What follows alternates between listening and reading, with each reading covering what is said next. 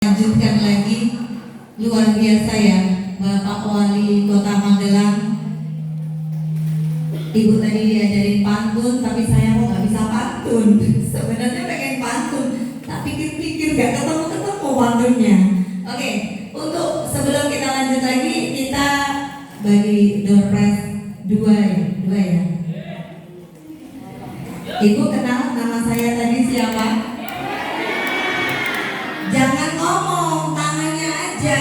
Siapa Bunda? Jenny. Salah. Mbak Nurjana. Iya, kalau Jenny itu nama panggilan. Selamat. Satu lagi. Saya asalnya dari mana, Bu? Udah. Tanggal lahir saya berapa, Bu? Kalau Ibu nggak tahu kok nggak kenal banget sama saya. Iya, ternyata alhamdulillah ada yang kenal saya. Alhamdulillah. Kita lanjut ya, Bu. Semangatnya masih luar biasa. Kalau saya bilang apa kabar hari ini, Ibu bilang jawab hari ini luar biasa ya. Semangat. Apa kabar hari ini, Ibu? Oke, siap melanjutkan materi lagi? Next. Jadi yang mau kita sharingkan hari ini berkaitan dengan literasi keuangan dan usaha. Kunci pertamanya adalah Ibu harus punya usaha. Yang mau dikelola duitnya gimana kalau nggak ada usahanya, Bu? Modal tadi udah dijelasin sama Pak Wali ya. Gampang itu, nanti saya jelaskan di sesi terakhir terkait dengan modal. Tapi kunci utama adalah yang ada di ruangan ini. Apakah semua sudah punya usaha? Jujur. Gak apa-apa loh, nanti dibantu yang belum punya usaha. Sudah ya? Karena saya terinfo yang hari ini datang adalah seluruh ibu-ibu di bawah naungan UMKM Magelang yang bukan nasabah PNM Mekar. Tapi tadi ketika ditanya, alhamdulillah ada yang hadir yang sudah menjadi nasabah PNM Mekar. Artinya beliau nanti bisa sedikit cerita ya, Bu ya, berbagi, kan udah ada pengalamannya di PNM Mekar ya. Jadi semuanya sudah punya usaha ya, Bu? Sudah ya. Kalau sudah punya usaha, yang harus Ibu lakukan selanjutnya adalah menentukan target usahanya panjenengan semua. Jangan usahanya hanya melulu begitu aja, Bu. Ya, contoh, kita jualan, misalnya jualan apa, Bu? Ibu usahanya apa? Kue kering. Ada yang jualan keripik misalnya, ya. Jadi target usaha itu penting, ibu-ibu sekalian. Misal, usaha pertamanya adalah keripik singkong misalnya, ya. Ibu pengen target keripik singkongnya itu sampai mana? Kalau cuma lempeng-lempeng aja, jualan keripik singkong tok begitu aja, pendapatannya sehari misalnya sekot terus, artinya usaha jenengan tidak ada targetnya, tidak mau berkembang. Ya, kita di sini waktunya mohon maaf karena terbatas. Semoga apa yang kita sharingkan bisa bermanfaat ya, Bu ya. Jadi harus punya target yang akan dicapai kali ibu-ibu semua. Apa pengertiannya? Tujuan usaha yang ingin dicapai dalam jangka waktu tertentu yang biasanya berkaitan dengan pendapatan. Ya, Bu, pendapatannya nggak istiqomah tapi bisa naik terus semakin banyak. Terus apalagi pelanggan. Pelanggannya tidak itu aja. Jadi bisa, bahkan bisa keluar kota. Sekarang zamannya sudah digital ya, Bu. Manfaatkan dengan baik media sosialnya. Terus pertumbuhan usaha ini penting. Sehingga usahanya ibu itu enggak monoton atau keadaan usaha secara keseluruhan. Strateginya bagaimana? Itu tulisannya tak nampak ya Bu ya. Strateginya gimana Bu? Amati, yang pertama adalah amati dulu kondisi usahanya jenengan. Saat ini usahanya ibu itu sudah seperti apa? Kadang nyuwun sewu ya Bu, ada ibu-ibu di masyarakat hari ini jualan lotek, seminggu sepi, ganti jualan apa Bu? Minuman, jajan kecil-kecilan, seminggu lagi sepi, ganti lagi. Kira-kira kalau kayak gitu tercapai nggak Bu target usahanya? Tidak akan pernah tercapai. Jadi harus konsisten. Tentukan dulu yang Ibu nggak usah jadi peramal ya, nggak usah jadi peramal ya. Misal sudah bisa meramal kadang di masyarakat itu, ini nih buka sembako, koyone 2 minggu lagi bangkrut. Soalnya kono wis ono, bakalan rugi. Jur apa Pak sing dibuka? Jual makanan. Nek makanan kuwi ra iso, untungnya mesti setitik. Jadi jangan pernah jadi peramal dulu. Lakukan secara konsisten. Karena yang namanya menarik pelanggan itu butuh waktu berapa lama Bapak Ibu? Ada yang tiba-tiba 1 minggu punya pelanggan langsung utuh banyak? Nggak ada Bu ya. Bahkan yang jual makanan bisa bertahun-tahun ya Bu untuk mempunyai pelanggan tetap. Dan itu butuh waktu Ibu. Tinggal Ibu mau sabar nggak, telaten nggak menjalankan usaha yang tadi sudah ditargetkan oleh panjenengan semua. Jelas ya? Itu satu. Sebelum kita nanti belajar tentang pengelolaan keuangannya, dari usahanya ditata dulu, ya. Berarti yang harus ditata Ibu dulu, ya. Harus komit usaha mana yang mau dijalani. Yang kedua apa? Menetapkan target usahanya. Nek pengen buka warung sembako, bismillah warung sembako. Apapun yang akan terjadi di telateni, ya. Nek mau buka apa Bu, rumah makan, bismillah ditelateni. Gitu ya. Ini saya ada cerita sedikit ibu-ibu nasabah mekar, karena di sini ada nasabah mekar yang hadir. Ya, saya cerita. Sebenarnya banyak sekali cerita yang luar biasa yang saya dapat Ibu ketika bertemu sama ibu-ibu nasabah mekar. Tapi ini satu aja. Yang arisan nanti ya Bu. Yang arisan nanti ya. Fokus Bu, ruangan ini ada 100 lebih orang ya. Jadi petugas pada waktu itu bertemu dengan salah satu ibu-ibu di dalam satu kelompok. Saya lupa alamatnya, tapi di daerah Kalinegoro. Tahu ya? Tahu ya Bu? Pada waktu itu ibu ini kerjanya hanya menjadi pembantu rumah tangga. Jadi kalau udah jam 10-12 dia udah pulang. Nanti kerjain pacoan yang lain. Berapa pendapatannya Bu? 1 minggu itu hanya 250 sampai 300. Itu kalau misalnya dapat tambahan-tambahan, paling seminggu itu pokoknya selalu minus. Intinya selalu minus Bunda. Akhirnya bertemulah sama petugas mekar. Petugas mekar aja pertama pengen membantu ibu ini, tapi kelompoknya gak ada yang percaya. Kelompoknya pada waktu itu kalau nggak salah sudah ada 18 orang. Kelompoknya nggak percaya. Kira-kira nggak percayanya kenapa? Benar deh. Ibu memang benar-benar peramal yang luar biasa. Jadi dikirainya sama anggota kelompok dia nggak bakal bisa. Karena pinjaman pertama yang dicairkan 2 juta Bunda. Angsurannya seminggu 50. Boro-boro dia mau bayar angsuran, dia aja seminggu selalu minus hidupnya. Tapi tekadnya petugas ini kuat, pengen merubah perekonomiannya ibu ini tadi. Gimana ya caranya ibu ini dipercaya sama kelompoknya? bertugas ke rumah ketua kelompok.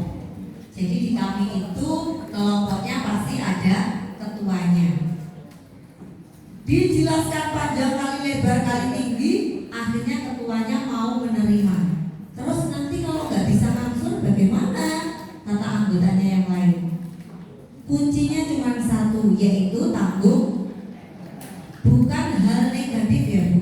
Tanggung renteng itu jangan diartikan negatif tadi. Dari limo piye, nek sing ra bayar piye. Bukan itu. Tapi kita ajarkan ketika memang nasabah benar-benar, mohon maaf ya Bu ya, benar-benar dalam kondisi saat itu mungkin sedang takziah, dia lupa nitip ke temannya, sehingga kita bantu dulu pakai tanggung renteng supaya nama kelompoknya tetap bagus. Itu yang kemudian kita jelaskan. Setelah dijelasin ya ketuanya agak abot. Ya wes Mbak, rapopo kita coba dulu. Akhirnya dicoba Bu dengan pinjaman 2 juta. Ibu tahu apa yang dilakukan di luar nalar saya malahan. Yang dilakukan oleh ibu tadi, pertama dikasih modal 2 juta, dia langsung buka warung kelontong, tapi tidak dibuka di rumah Bunda. Diapain? Di internet. Kok pikirannya api? Diputarkan Bu. Jadi pulang dari Gosok Rewang jam 12 kan sudah pulang. Saatnya dia keliling bawa dagangannya. Dia ambil sepeda. Dia punya sepeda ontel jelek banget. Dia beli sepeda ontel, dia bawa ke rombong, dia putar. Ternyata dari situ kemudian usahanya semakin banyak Bu, meningkat. Karena dia nggak diam diri di rumah, tapi putar. Yang membutuhkan kan semakin banyak. 2 bulan kemudian didatangi di rumahnya yang tadinya nggak punya apa-apa Bu. Sudah ada beras, sudah ada telur, sudah benar-benar kayak orang punya warung sembako, tapi memang dia putar cara jualannya. Bersyukurnya minta ampun Bu. Pendapatan yang tadi 250, dia bisa punya pendapatan 500.000 dalam sehari. Karena yang dia putari itu tidak hanya satu desa. Dia sudah punya tempat-tempat untuk memasok. Sampai akhirnya dia bisa kredit motor. Nah ini salah satu Bu yang pengen kita bangun. Artinya kalau ibu sudah punya usaha, ibu tinggal melanjutkan. Jelas Bu? Gak ngantuk kan? Saya gak kayak orang ceramah kan Bu? Kok kayaknya mendayu suaranya ya enak banget. Ya Bu ya, gitu ya. Jadi yang kedua ibu harus pastikan target usahanya itu jelas. Berarti ibu tadi sudah memetakan ketika nanti dipinjami PNM, saya mau apa Bu? Buka usaha warung sembako. Ibu dari sekarang yang suka gonta-ganti segera dipetakan. Karena kita tidak akan pernah bertemu dengan pendapatan kita kalau ibu cuma gonta-ganti terus usahanya. Yang ketiga apa? Membuat rencana. Harus matang rencananya. Ya. Kalau misalnya jualan terus-terusan rugi Bu, kira-kira dilanjutkan apa belum tingkat Bu? Gimana Bu? Usaha terus-terusan kok rugi, diapain Bu? Dievaluasi. Jangan digulung tikernya, ya. Dievaluasi Bu. Ada loh di masyarakat itu yang setiap hari rugi tapi tetap buka usaha. Kenapa kok tetap buka usaha? Karena tidak pernah tahu ilmunya. Dia tidak pernah ngerti sebenarnya kalau rugi itu kenapa, nek untung kenapa itu nggak tahu. Yang penting buka dasar atau buka usaha. Ya ini yang harus kita luruskan. Buat apa ibu banting tulang tapi setiap hari rugi? Jangan sampai ya Bu ya. Terus yang keempat apa? Memantau proses capaian usaha. Usaha itu Bu kalau sudah ada dicek pencapaian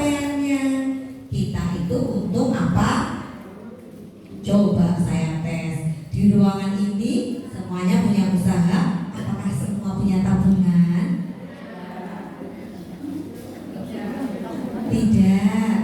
Walaupun suaranya kecil saya dengar. Yang lainnya masih malu-malu. Tidak. Itu bukti Bunda. Bukti apa? Ibu belum mau ngecek pencapaian dari usahanya jenengan. Uangnya masih koran karet? Masih campur aduk Bu? Iya ya. Saya senang orang jujur tuh nggak apa-apa. Tapi habis ini kita pelatihan jangan sampai nanti koran karet lagi, ya Bu ya. Gitu ya. Kemudian selanjutnya evaluasi dan lakukan inovasi. Kalau misalnya usaha kita kok lama banget tidak ada perkembangan.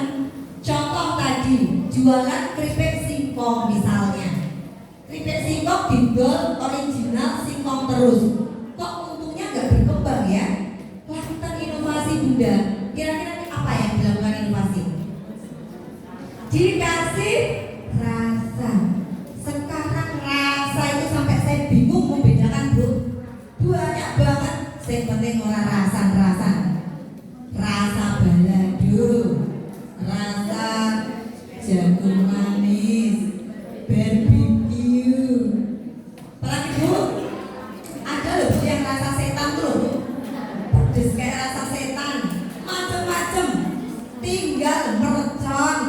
Tinggal Ibu dikolaborasi pengen rasa apa, coba dijual lagi. Siapa tahu lewat rasa-rasa itu pendapatannya semakin meningkat.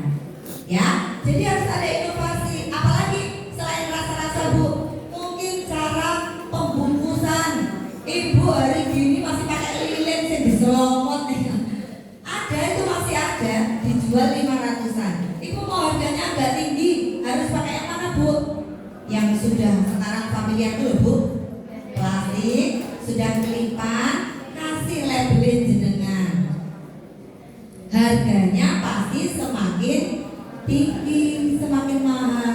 Kalau harganya semakin tinggi, keuntungannya semakin banyak gak Bu? Iya.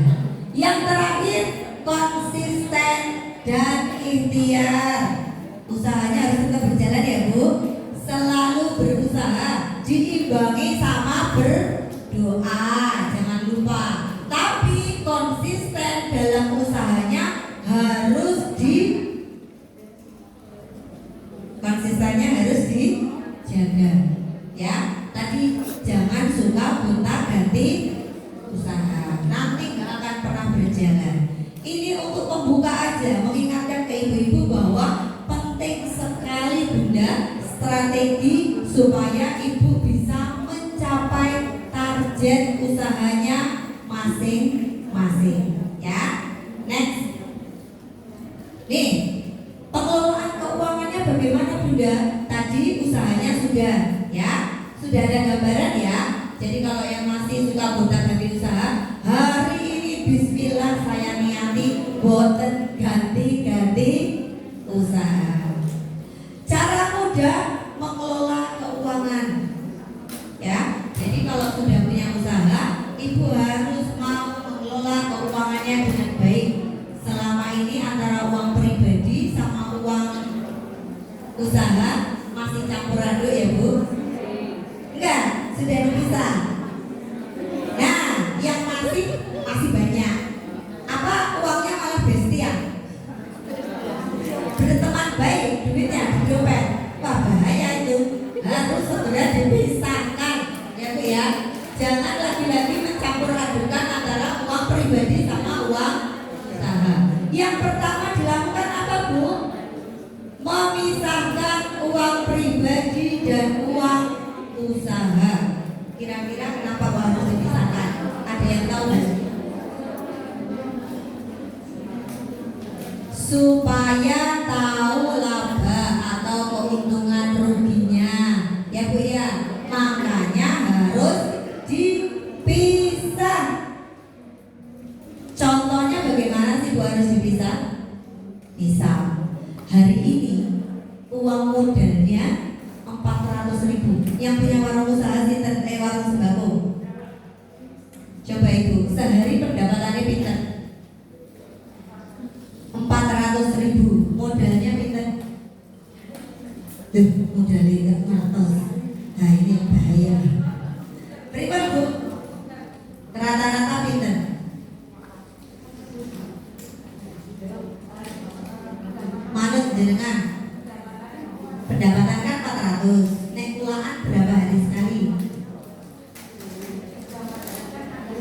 Seminggu 2 kali gitu ya. Modalnya pinter, seminggu 2 kali.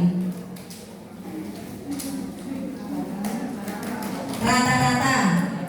Jadi Bunda, ini salah satu contoh, nggak apa-apa ya Bu. Nanti kan dari sini kita mau nggak mau harus belajar, oke Bu, supaya keuangannya terarah dan tahu.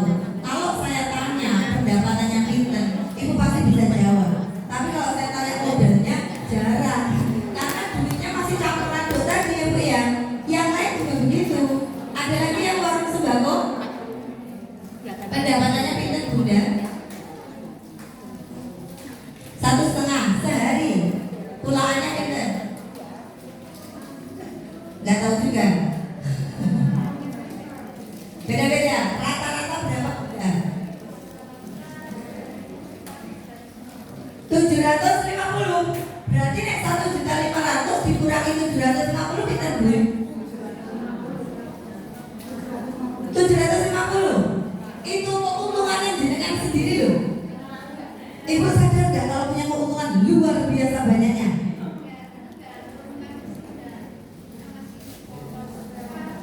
Ya, jadi total bersih berapa pulaannya? Bersih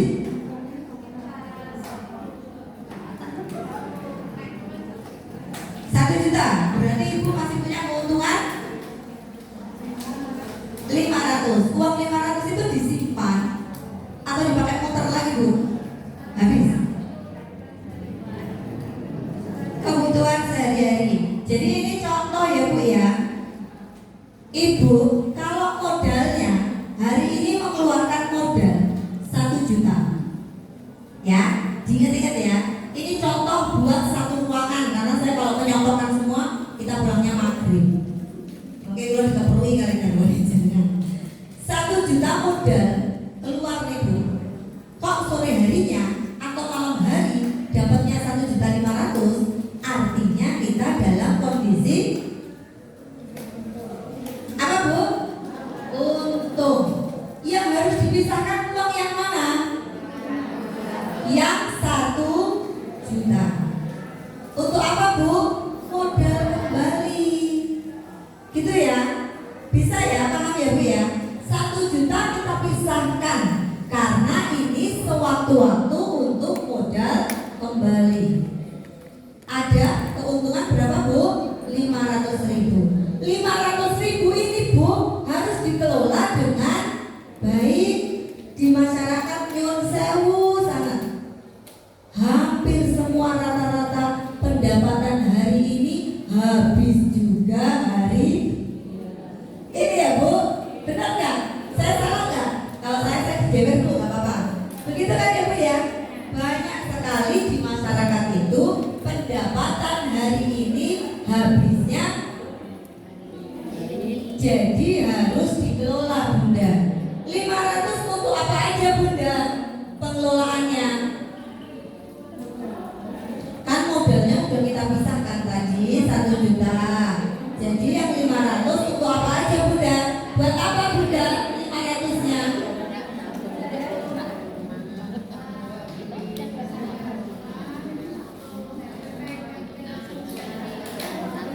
Dengar nggak Bu?